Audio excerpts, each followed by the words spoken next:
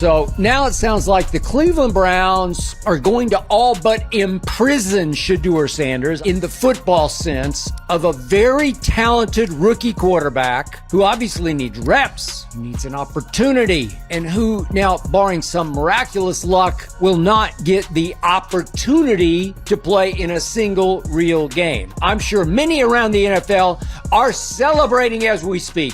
They are chuckling about this. Many in the NFL wanted to teach Shedeur and his daddy a lesson. And it just makes me want to... The quarterback situation in Cleveland is an interesting one because they did take Dillon Gabriel. People sometimes forget they took him in the 3rd round, and they take Shedeur in the 5th. And so Louis Riddick said this yesterday about how that impacts this situation. Interesting one in this. I'm fascinated by that. Look, Louis is a front office guy. He understands the inner workings of it. Mike T, you were a general manager. Let me posit the way I see it. They took Dillon Gabriel because they thought he was a good developmental prospect, and they had decided for whatever reason they weren't going to play in the Shedeur Sanders, market. And then all of a sudden, Shedeur is still available at such a point that you just have no choice. The NFL just pulled the boldest magic trick of the year, and it wasn't even a good one. Their ratings vanished faster than a plate of free wings at a Super Bowl party, gone before you could even blink. And why? Because somehow, someway, the Cleveland Browns convinced themselves that leaving Shedeur Sanders off the roster was a genius idea. Spoiler alert, it was a disaster waiting to happen. Now fans are rioting in their group chats. Timelines are going up in flames, and Cleveland looks like it just punted away its entire season before it even started. This meltdown is juicier than a halftime hot dog with everything dripping down your jersey, and people cannot stop talking. If you're enjoying this madness, make sure to subscribe. Shedeur Sanders deserves to be front and center, and keeping this channel alive helps more than you think. Yes, technically, the Browns stumbled their way into a win, but let's be honest, that wasn't football, that was pure chaos. It looked like two drunk uncles arguing over the TV remote, slow motion, sloppy, and painful to watch. And here's the wildest part. Shedeur Sanders, the human highlight reel, the one player who could have injected pure electricity into Cleveland's dead offense, was left sitting on the bench. Not playing, not saving the day, just sitting there polishing splinters off his pants while the team celebrated like they just discovered fire for the first time in human history. Fans are flat out not buying it. Cleveland could have dropped 100 balloons from the stadium roof after that so-called victory, and nobody would have even glanced up, because the only image that stuck with everyone was Shedeur Sanders standing on the sidelines, looking like the world's most overpaid water boy. The crowd knew it, the cameras knew it, and social media had a field day tearing it apart. Twitter, TikTok, Instagram, you name it, instantly turned into a raging bonfire of angry memes and savage edits. Post after post dragged the Browns, with fans saying the offense is so dry it could legally qualify as a drought. That's how lifeless it looked out there. A football team with less energy than an unplugged lamp, and the Joe Flacco hate, oh, it's boiling over. People are literally mapping out Uber routes for him straight to the nearest retirement home, begging the front office to send him packing once and for all. The desperation is real. The offense, if you can even give it that title, played like it had a deathly allergy to the end zone, as if crossing that line would send them into shock. Every drive sputtered, every pass wobbled, and the only reliable thing about this unit was its unreliability. Meanwhile, Shedeur sat there, strapped up, locked in, ready to go, the shiny new toy every kid wants to play with, but the coaches keep locked in the box like it's contraband. Fans aren't just annoyed, they're calling it historic malpractice. Cleveland has managed to do what no franchise should ever do. They've invented the art of wasting talent in broad daylight, and here's the wild twist. People aren't just mad anymore, they're openly plotting boycotts. Entire sections of fans are swearing they'd rather mow the lawn at midnight with no headlights than sit through another game where a superstar is chained to the bench like a prisoner. On the sideline, one guy shouted that he'd rather binge ancient VHS tapes of bowling tournaments than watch the Browns' so-called offense without Shedeur. That's how low it's gotten. Bowling reruns suddenly sound like premium content compared to Cleveland's game plan. The anger isn't light, it's volcanic, boiling over with every wasted snap. It's like handing someone a Lamborghini fresh off the lot and saying, nah, forget that, let's ride the rusty tricycle instead. And right in the middle of this circus, Joe Flacco has turned into the unwanted dinner guest, the one nobody invited. But somehow, he's still sitting there eating all the food, while everyone else stares in disbelief. Every single snap feels like Cleveland is rewriting the very definition of offensive disaster, dragging their fans through the mud play after play. People aren't chanting "Go Browns" anymore. They're screaming at the top of their lungs, "Why is Shedeur not in the game?" This isn't support. It's a hostage negotiation broadcast live on national TV. That's when you know the universe is upside down. Fans aren't throwing confetti, they're filing refund requests with their cable companies and begging for answers. The so-called energy in Cleveland doesn't feel like victory parades. It feels like a tense town hall meeting where every angry citizen wants answers about the potholes, the taxes, and now the fact their quarterback is being wasted in real time, and those potholes everybody... Donald Trump is pushing out tweets about how corrupt it is. I mean, think about that. President Donald Trump is pulling out tweets about how corrupt it is and how these owners look absolutely stupid or ill-advised. And I don't know about y'all, but I want y'all to listen before I get into it to my man Mel Kiper Jr. of ESPN, who is going off about Shedeur Sanders being snubbed because he had Sanders as arguably the best quarterback. Everybody's complaining about? Yeah, that's the Browns offense in real time. Imagine dragging yourself through traffic, freezing your tail off in the stadium, only to sit there for 3 miserable hours watching offensive chaos unfold while the one guy you came to see never even leaves the bench. Fans didn't pay for nosebleeds just to witness football's version of interpretive dance. They paid for fireworks, highlight reels, and Shedeur Sanders dropping dimes across the field like Oprah handing out free cars. Instead, they got stuck with a quarterback carousel that looks like it belongs in some haunted carnival. Creaky, broken, spinning in circles, and making everybody sick. And the worst part? The fans aren't dumb. They've seen the footage. They've watched the clips of Shedeur uncorking bombs downfield, dripping swagger with every throw, making it clear he isn't just a player, he's an event. And when you leave an event stranded on the sideline, the game itself turns into an empty parking lot. No energy, no thrill, nothing to keep the crowd alive. Cleveland doesn't need another riot, but that's exactly where things are heading. The city feels like it's teetering on the edge, all because this coaching staff thinks hiding a superstar is some kind of strategy. Spoiler alert, it's not strategy, it's straight up sabotage dressed up with a headset and a playbook. And here's the funniest, most embarrassing part. Even with the win, absolutely nobody is talking about the scoreboard. Nobody cares who scored, who kicked, or who fumbled. All that's noise compared to the one image burned into every fan's brain. Shedeur Sanders on the sideline, arms folded, helmet in hand, staring off like he's already plotting his escape route to any franchise with an actual pulse. The Browns might have snuck away with the W on paper, but the real story is the giant L they just swallowed in the court of public opinion. The offense looked like it was stitched together by a group of interns on their lunch break with zero supervision. The play calling had all the imagination of a beige wall in an empty waiting room. Wide receivers ran routes so sloppy it looked less like football and more like auditions for a low-budget community theater production. And through all of this nonsense, Cleveland's golden ticket, Shedeur Sanders, sat untouched like a prize locked away in storage. If football is supposed to be a buffet, the Browns went hungry while the steak and lobster stayed locked in the kitchen. Fans are past the point of frustration. They're laughing through their pain and roasting this team into ashes online. They're posting pictures of empty seats with captions saying, "This is the Browns offense." They're demanding Flacco be replaced, and not even necessarily with Shedeur, but with literally anybody who can throw a football straight, including middle school quarterbacks and flag football dads. One guy went viral saying his grandma's bridge club could have put together a more entertaining offense, and the sad part is, he might be right. The mood around Cleveland isn't let's go anymore, it's let's stage a protest. Fans are half serious about showing up to the next game with cardboard cutouts of Shedeur Sanders, waving them in unison and chanting his name. I mean, it wasn't my decision, so, of course that's a quarterback's dream, and that's what every quarterback, thrives for, is those moments. So, it wasn't me, but I was happy that Huntley got in and he handled the business. So, if anybody else would do it, it'll be him. Louder than the national anthem itself.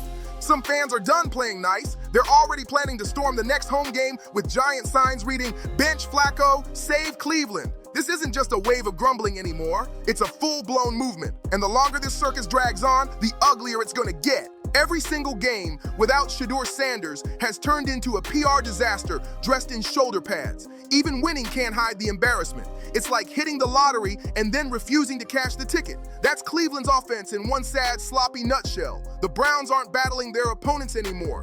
They're locked in a war with their own fans, and every week the tension gets hotter. What we're watching isn't football drama, it's a civil war. On one side, you've got a stubborn coaching staff digging their heels in, refusing to admit their mistake. On the other side, a furious fan base that flat out refuses to tolerate this madness. And do you know who loses that war? Everyone wearing orange and brown. Sure, the Browns might keep stacking up these hollow wins, but with everyone, the outrage only grows louder. The stands may still look full today, but if Shedeur keeps rotting away on the bench, those seats will soon turn into empty monuments of wasted potential, a stadium packed with ghosts instead of fans. Cleveland doesn't just want Shedeur, they demand him, and they're ready to revolt if the front office doesn't listen. Because here's the truth, a win without Shedeur isn't a win at all. It's a loss with better PR spin slapped on top.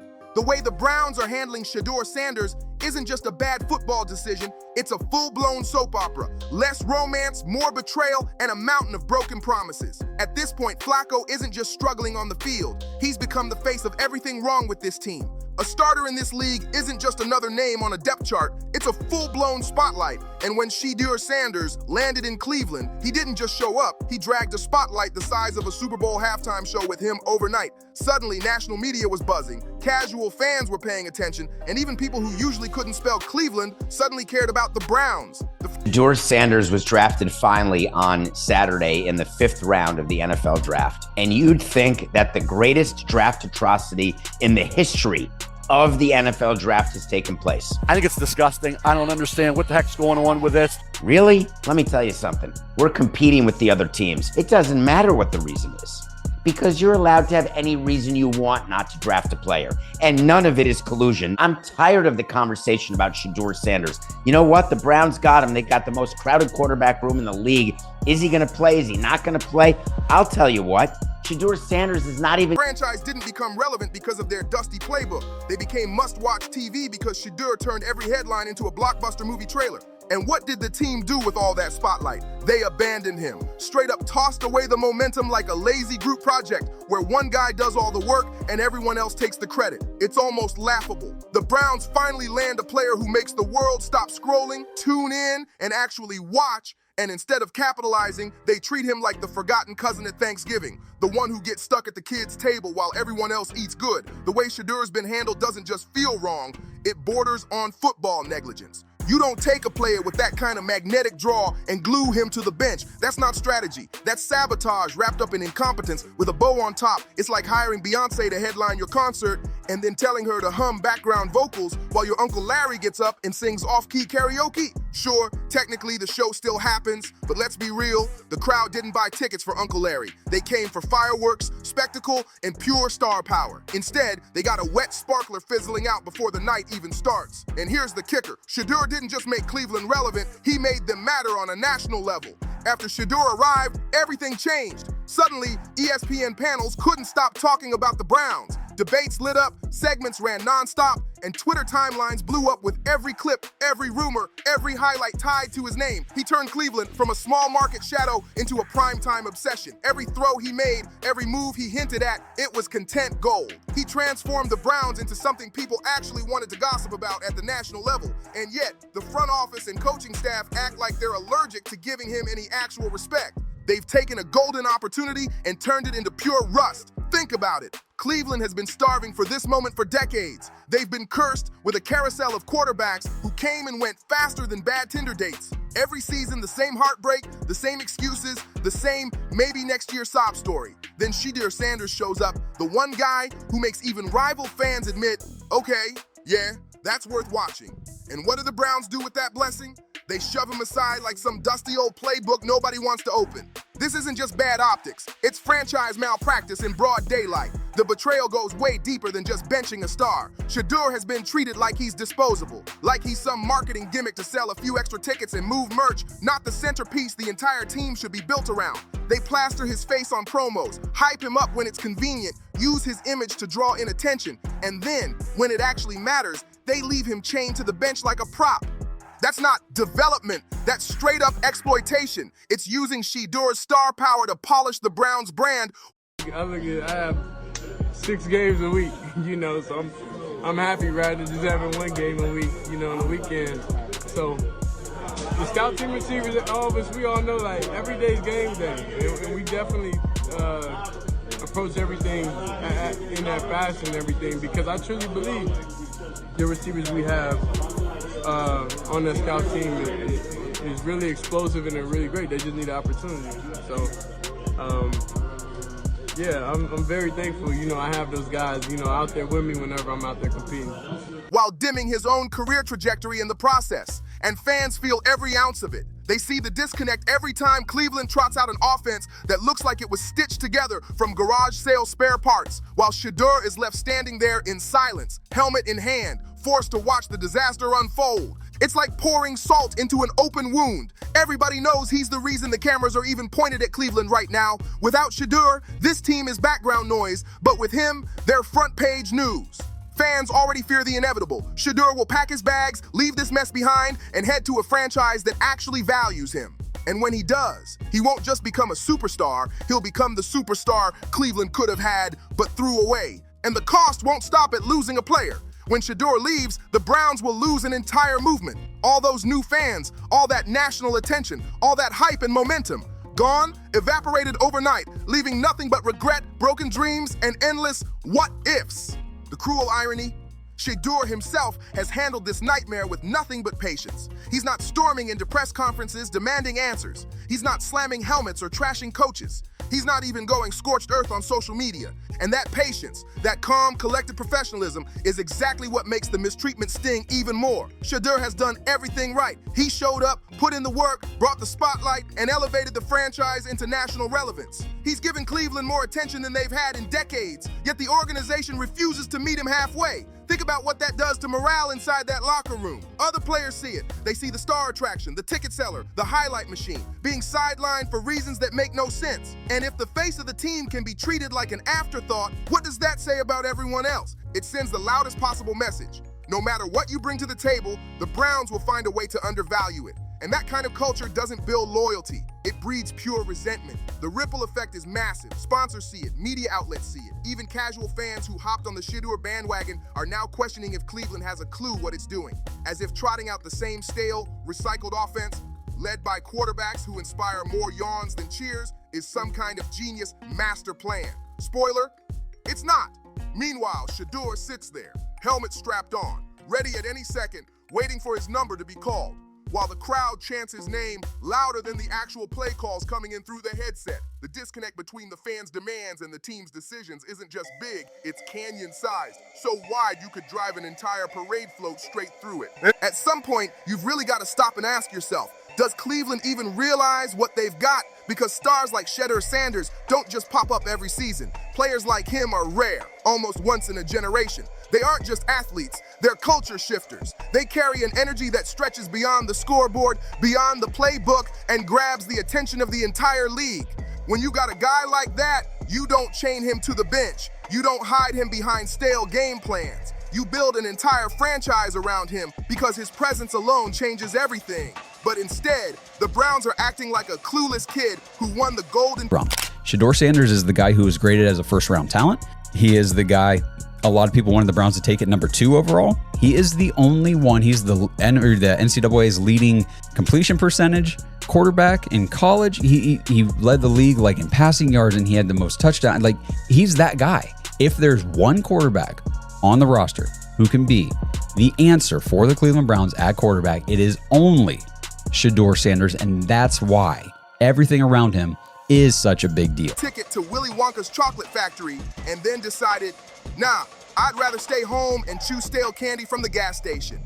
It's almost comical if it wasn't so tragic. Because let's be clear, this isn't just about Shedeur sitting. This is about what the Browns stand for. This was their shot to finally shed decades of embarrassment, heartbreak, and disappointment. Shedeur was the fresh start, the lightning bolt, the chance to rewrite the franchise's identity on a national stage. And instead of grabbing it, Cleveland doubled down on mediocrity, the same tired formula that's been holding them back for decades. That's not just poor treatment. That's self-sabotage of historic proportions. The Browns didn't just sideline a quarterback. They sidelined hope itself. They benched the excitement of an entire city. They benched the momentum of a movement. They benched the one player who had the entire football world finally paying attention to Cleveland for the right reasons. And the way things are going, the only thing the Browns are winning this season isn't games, isn't respect, and sure isn't the division. It's the crown for worst handling of a superstar in modern NFL history.